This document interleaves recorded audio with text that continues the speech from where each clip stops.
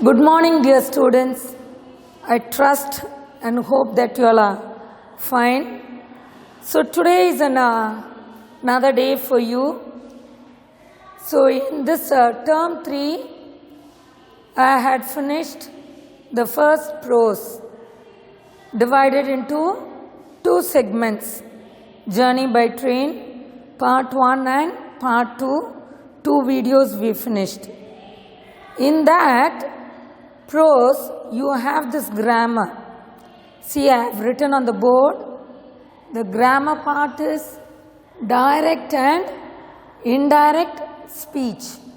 So in this unit 1 and unit 2, you have the same grammar. So it is just splitted into 2 halves. So today what I want to do is, I want to teach on this grammar. This is very interesting. You just pay attention and you just have your notebooks with you. You can have your class work, that is your fan note, turn it at the back of your fan note and you can write. Or if you are not comfortable with that, you can write it after the notes is given. Prose notes you would have copied. After that, immediately you can write this. So in your page number 88, 89 in your textbook, they have given pictogrammar. Under this, they have given the grammar part. So it is not much explained for you. Just few sentences and some paragraph, little paragraph with past tense they have given. But what I want to do is, I want to teach detailed study of this, or detail of this grammar. So here I have written on the board, direct and indirect speech. So direct speech. Direct speech. So what is a direct speech? What is an indirect speech? I just want to explain this to you. When the spoken words are presented in the same way without making any changes, when the spoken words are presented in the same way without any changes, are called direct speech.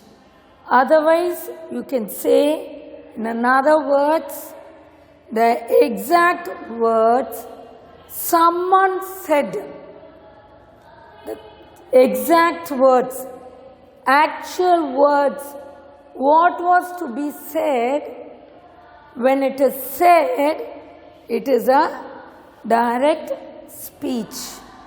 DS means direct speech. See, I have given an example. Ashok said, I am busy. Okay. Ruby said, I am busy. Okay. Ashok said, I am busy. So this is called direct speech. See, in direct speech, you have, how the sentence is given here is, it starts with a capital letter, and when it is said, you have a comma, and after that, what was said, it's given in inverted comma or inverted quotation. I will explain this later to you. So I hope the whole part of this is direct speech, you would have understood. So what is an indirect speech? Indirect speech. Indirect speech, when the words what is spoken are presented by you in your own words. What the words are spoken by you, when you say it in your own words are called indirect speech. See, I have given another example, another quotation for this. Someone tells us what someone else said is called indirect speech. IDS or INDS means it is indirect speech. Are you clear with this?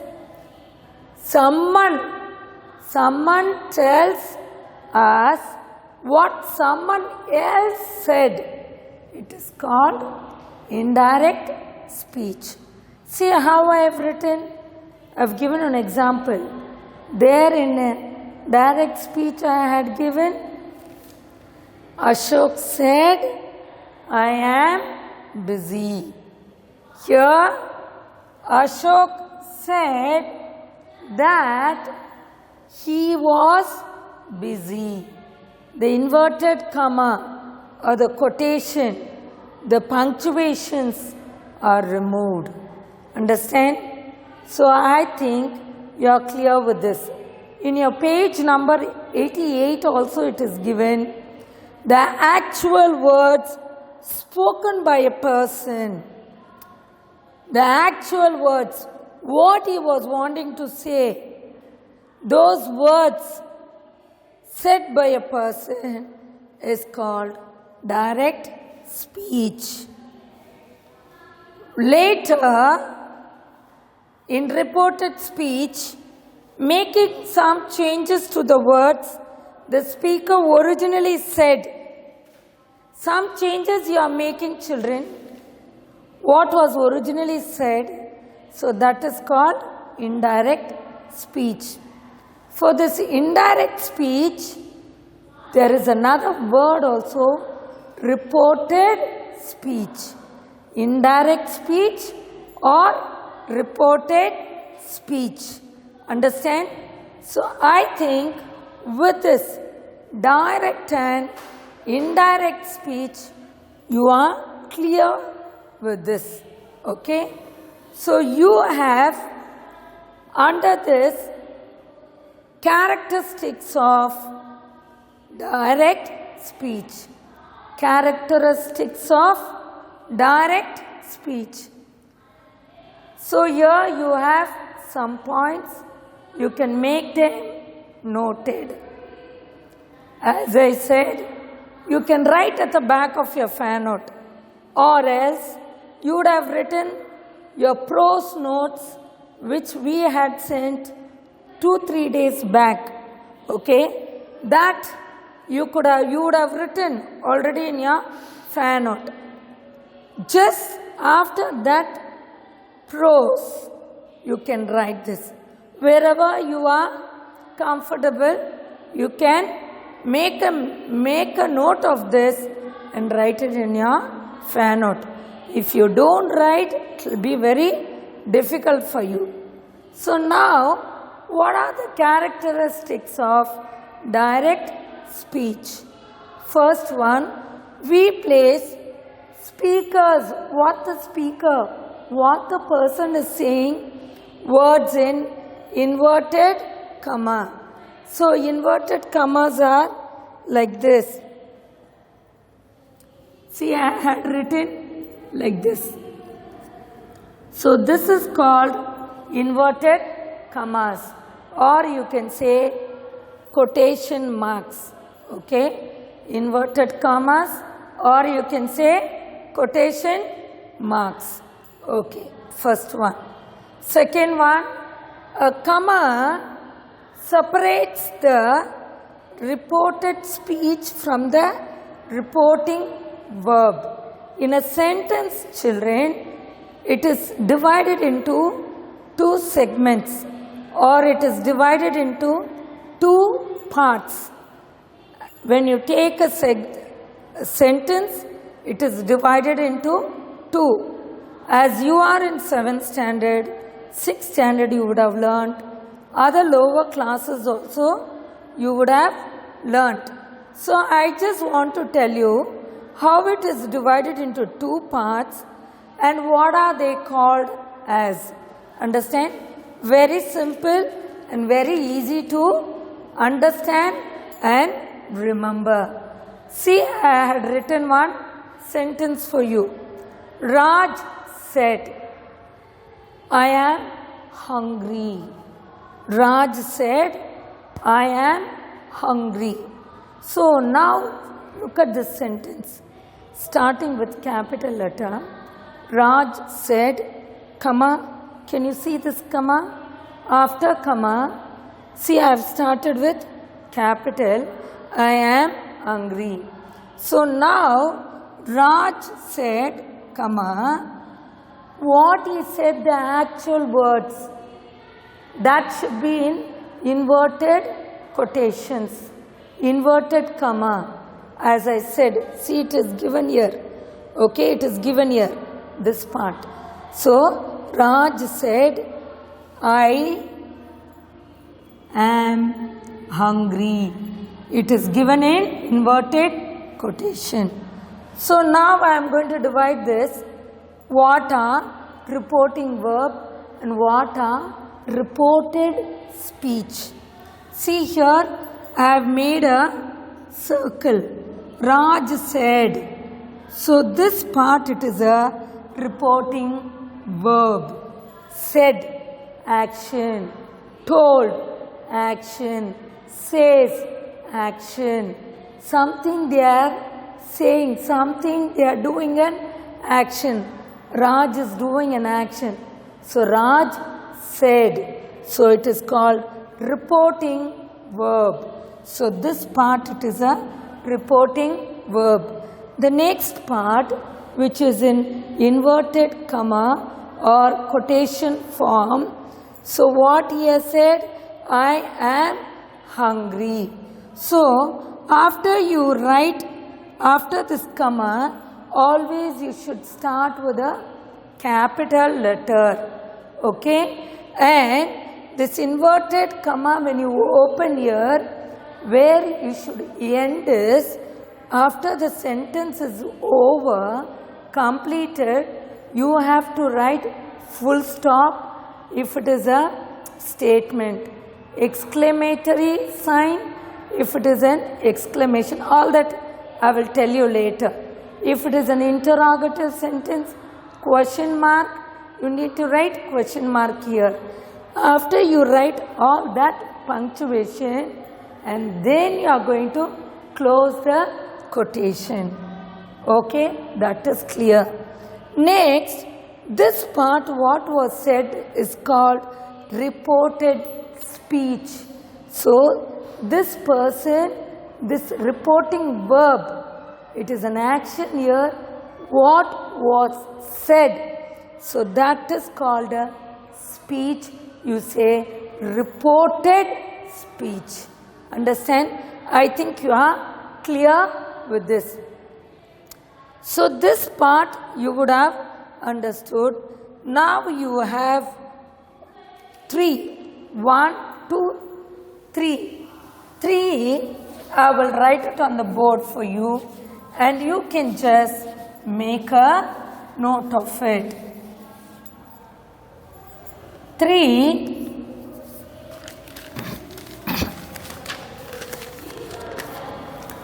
We place a full stop,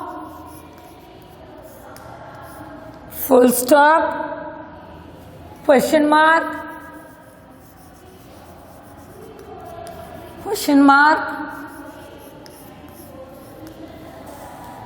exclamation, mark.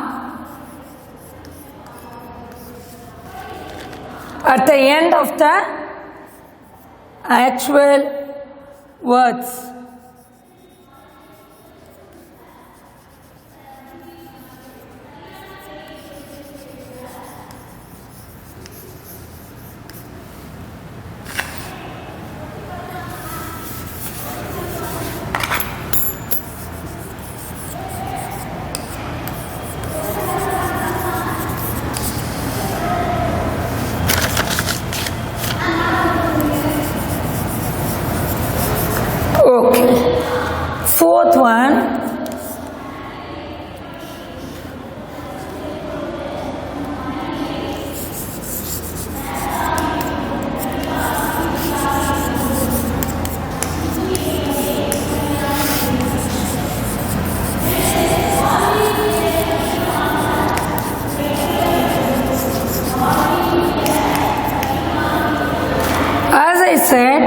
The first letter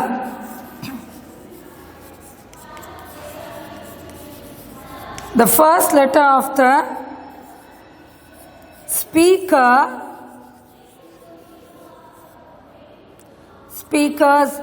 actual words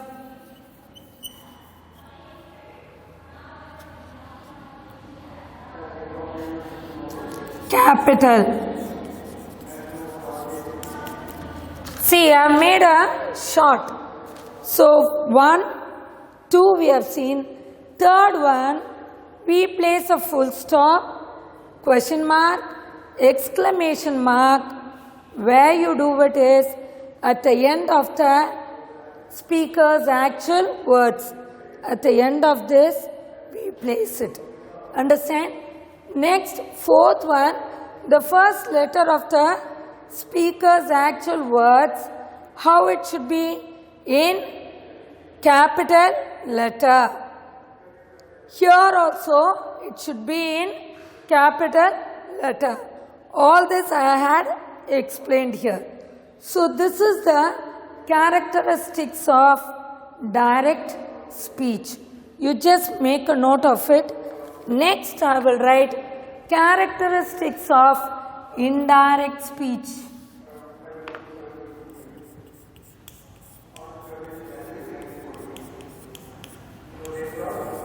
Characteristics of indirect speech.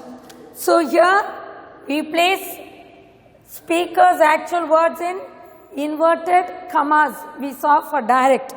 But indirect, we do not use inverted commas. We do not.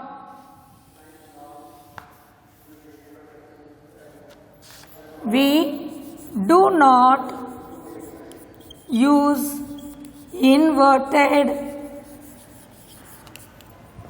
commas or quotation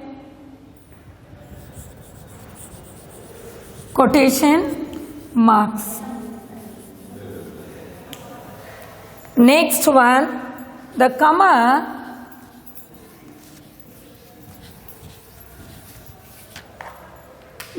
separating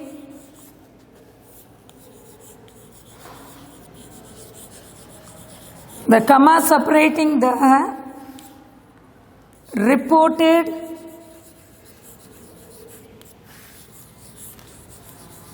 speech from the reporting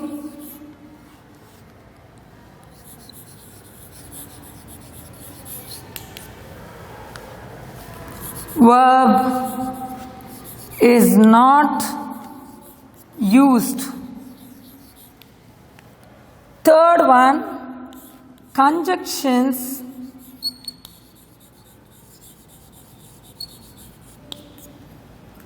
like that,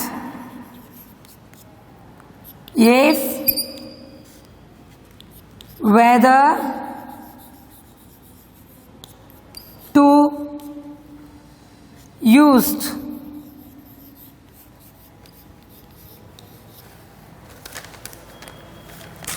Fourth one, we don't use any punctuation. Any punctuation marks. Only we place full stop. Only full stop.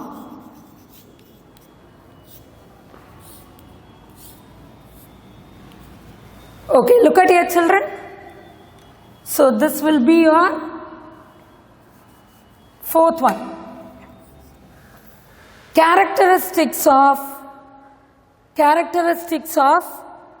indirect speech. First point, we do not use inverted commas, no quotations. Inverted commas will not be there. So with that you should identify whether it is a direct speech or indirect speech. For direct speech you will have quotations. For indirect, no quotations. Okay. Commas will separate reported speech and reported verb. But here commas are not used. No comma. No commas. Understand? So you won't have. Next one you will have conjunction. Connecting, reporting verb and reporting speech, you have one connectivity. Understand? So what are those conjunctions? That, if, whether, to, you have all this. Understand, children?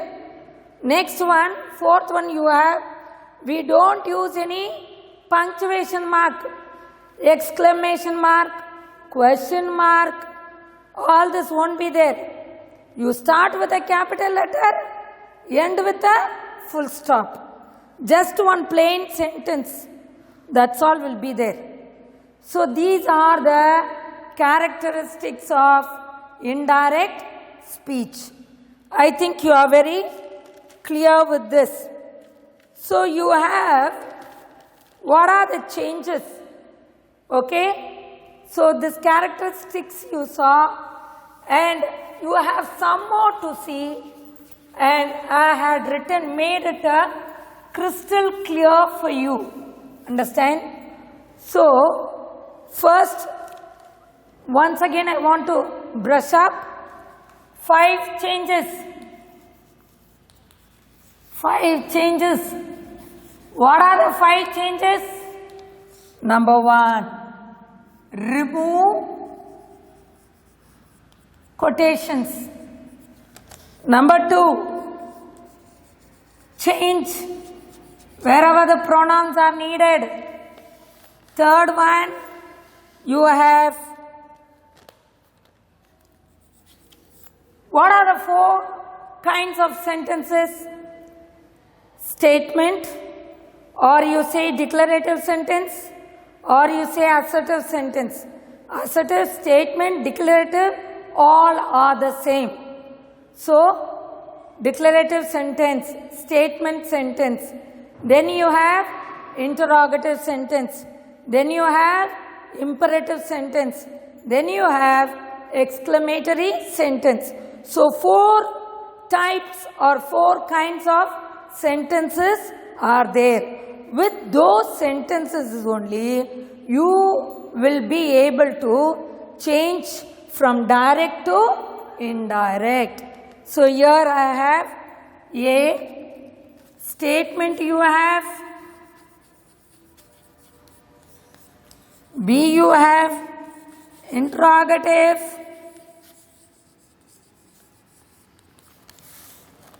C, you have imperative, D, you have, here you have exclamatory. These 2 are together, children. These 2 are together. So what you are going to add for this? What you are going to add is, when you change from direct to indirect, you are going to use this that conjunction. For interrogative, for question mark, you are going to add in indirect if, otherwise whether. For imperative commands, for those, what you are going to use is infinitive, to plus verb. Are you clear? For statement, for declarative, for assertive, and for exclamatory sentences, the conjunctions are for reported verb. All these for reported verb. For reported speech, you are going to use that you are going to use if, whether. You are going to use to plus verb. I think you are familiar with this. So this is very, very essential. If you don't understand this, or if you are not able to grasp what I am saying, you will find it difficult to change from direct to indirect. So I think this is very familiar for you. Next one, 1, 2, 3. Fourth one, what you have is tenses. You had learnt all the tenses. So all the present tense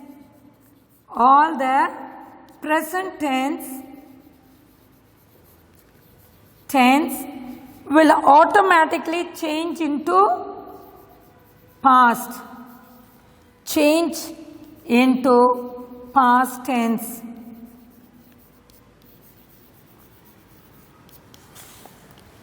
Next, expression of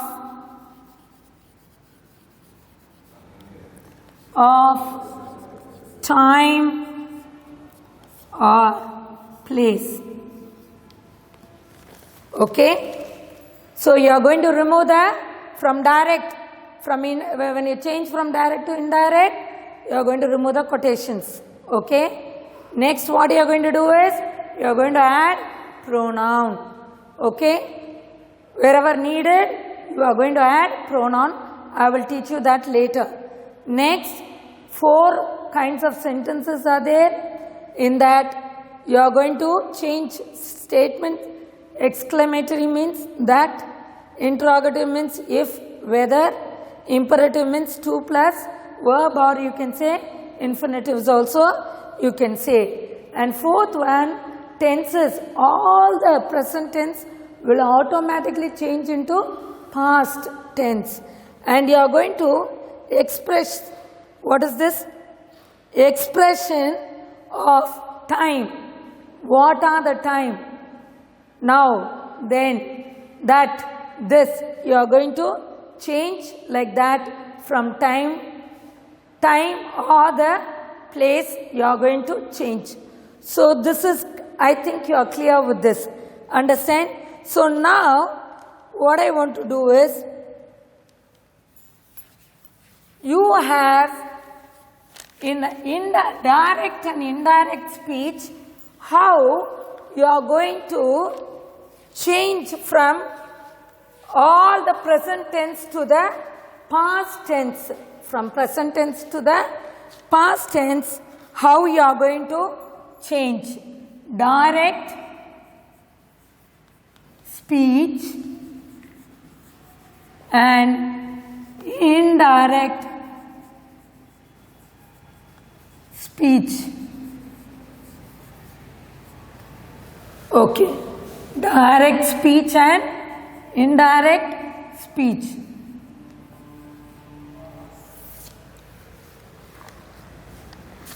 You have simple present. Simple present tense you would have learnt. Understand? So, simple present tense, here it is simple past tense. So, in simple present tense, what are the helping verbs? Is, am, are, was, were, do, does, did, has, have, heard. You have learnt. Am I right? So, you are going to write is, am, are. Okay? Is, am, are. Has, have. Here, past tense was, were, had.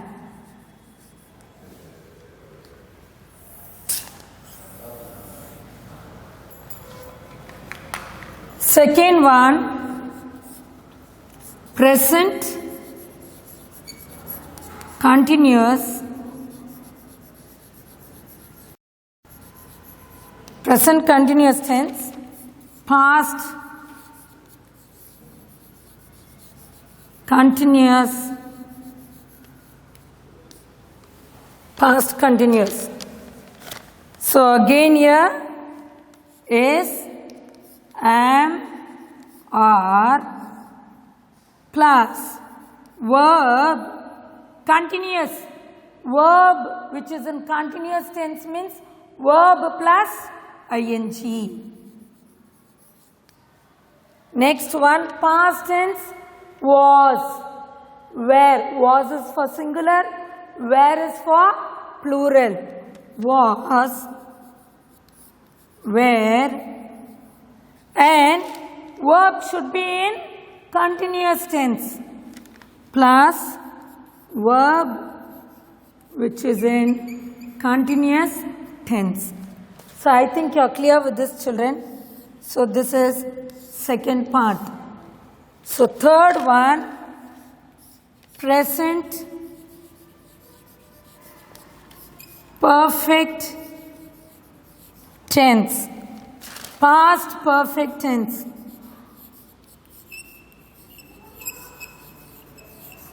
Past perfect tense. So here has, have. Has is for singular, have is for plural. Plus third form of verb. You can say past participle. Here had. I had, past. Had, perfect, had been. Had been. No. Had plus third form of verb. Okay.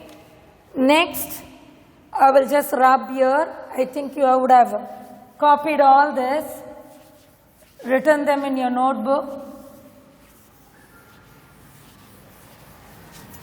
So third one, first one simple present tense, second one present continuous, third one present perfect, fourth one present perfect continuous, fourth one present perfect continuous.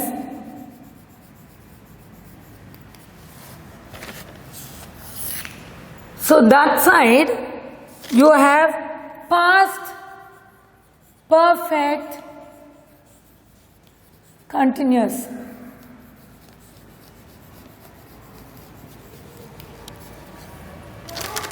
So how do you write this? Has, have plus been plus verb plus ing. Has is for singular, have is for plural, which is in progress, been continuous, verb plus ing. Same thing here, past had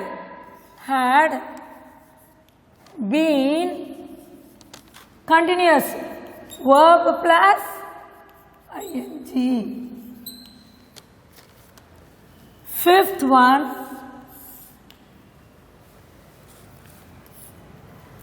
simple past.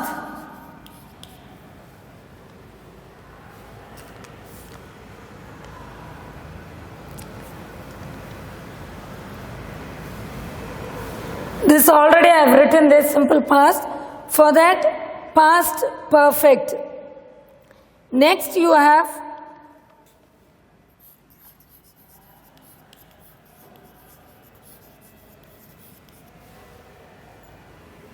past perfect, past simple perfect, second form of verb, and here had plus third form of verb.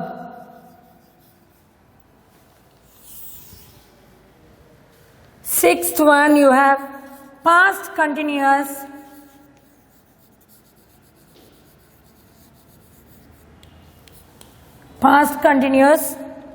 Past perfect continuous.